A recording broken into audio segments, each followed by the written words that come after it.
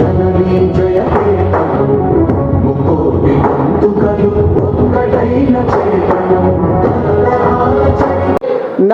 నాకు తోచిన సాయం, నాకు తోచిన మన కాంగ్రెస్ పార్టీ రామచంద్ర నాయక్ గారికి, వాళ్ళు మేడం ప్రమిళా మేడం గారికి జీవితాంతం రుణపడి ఉంటానని కాన్స్టిట్యున్సీ డోర్నకల్ కాన్స్టిట్యున్సీ నుంచి నా ప్రమాణ స్వీకారానికి ఇచ్చేసిన డయాస్ ఎదురుగున్న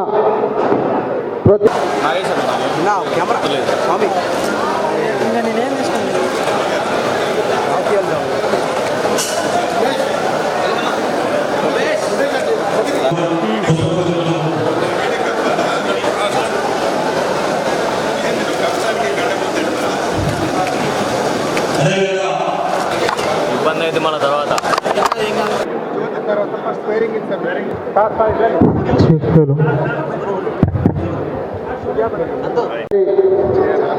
సీతక్క గారికి మేము విజ్ఞప్తి చేస్తున్నాం. కష్టపడ్డ కార్యకర్తల్ని కనుసన్నల్లో పెట్టుకొని వారి మనోనిబ్బరాన్ని కాపాడవలసిందిగా కోరుతున్నాం. ఇక్కడ ఒక లీడర్ ఉన్నాడు, ఎమ్మెల్సీ రవీంద్రరావు అంటాడు, అడ్డగోలుగా మాట్లాడుతున్న గురించి మీ అందరి ముందు పెట్టాల్సిన అవసరం ఉంది. కాంగ్రెస్ కార్యకర్తలు రాష్ట్ర ప్రభుత్వం ఒక సంవత్సరం క్రితం సూరాపేట కావచ్చు, ఇలా గిరిజన నియోజకవర్గాలలో 3500 కంటే అదనంగా తప్పకుండా ఈ ప్రభుత్వము ఇవ్వటం మొదలుపెట్టింది. 2 రోజుల క్రితం గౌరవ ముఖ్యమంత్రి రేవంత్ రెడ్డి గారు యాప్ను కూడా ఓపెన్ చేశారు. నాకు తెలిసి ఇవాళ కానీ రేపు కానీ ప్రతి గ్రామానికి అధికారులు వస్తారు, పేదవాళ్ళల్లో బహుపేదవాళ్ళని గుర్తిస్తారు. గుర్తించి ప్రతి పేదవాడికి ఇందిరమ్మ రాజ్యం అంటేనే ఇందిరమ్మ ఇల్లు, ఇందిరమ్మ ఇల్లు అంటేనే ఇందిరమ్మ ప్రభుత్వం వచ్చే ఇల్లు అని మీ అందరికీ మనస్ఫూర్తిగా తెలియజేస్తున్నా.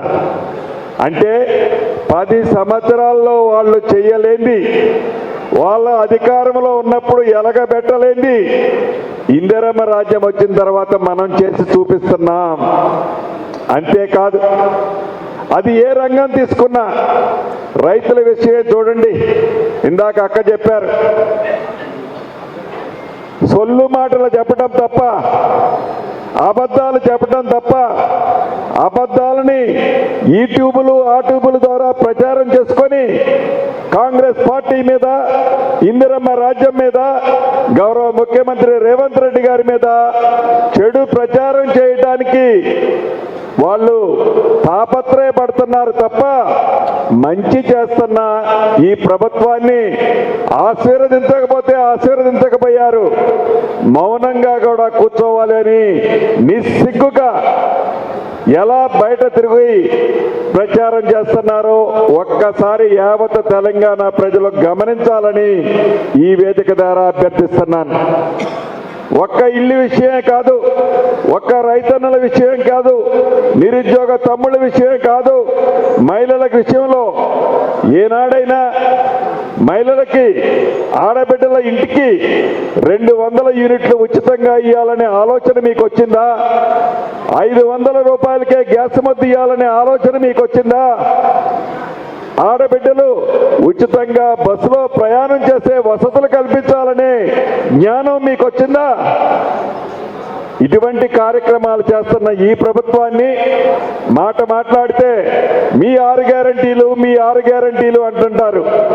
నిజం, మేము 6 గ్యారంటీలు ఇస్తానన్నమాట నిజం. ఇందాక అక్క చెప్పినట్లు కొన్ని చేశాం, కొన్ని చెయ్యాలి అనే చెప్పే ధైర్యం మాకుంది. మీలాగా తొండాటాడే ధైర్యం మాకుండదు. ధైర్యంగా చేయాలి, చేసి చూపిస్తాం. ఎందుకు లేట్ అయిందయ్యా అంటే, ఏదైతే గరిసెలో వెనక మనం ఒడ్లు పోస్తాం, ఆ గరిసెలో ఒడ్లుంటే ఒక 10 బస్తాలు ఒడ్లున్నాయని మనం అనుకుంటాం. 10 బస్తాలు పోసిన తర్వాత కింద నుంచి పందికొక్కలు ఆ గరిసెలో ఉన్న ఒడ్లన్నీ బయటికి లాక్కపోతే తీరా ఒక 6 నెలల తర్వాత పైనుంచి చూస్తే గరిసె పైన మనం ఎత్తేసింది అంతే ఉంది, లోన ఒక్క బస్తా కూడా ఒడ్లు లేవు.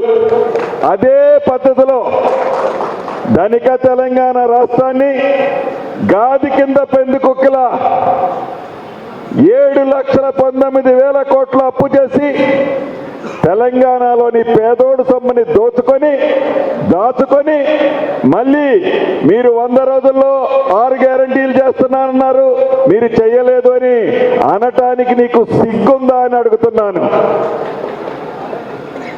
మేము మా డిప్యూటీ చీఫ్ మినిస్టర్ అసెంబ్లీ సాక్షిగా మిమ్మల్ని అడిగాడు, రాష్ట్రము ఎన్ని లక్షల కోట్ల అప్పులో ఉందని మీరు ఎలగబెట్టేనాడు మిమ్మల్ని అడిగాడు.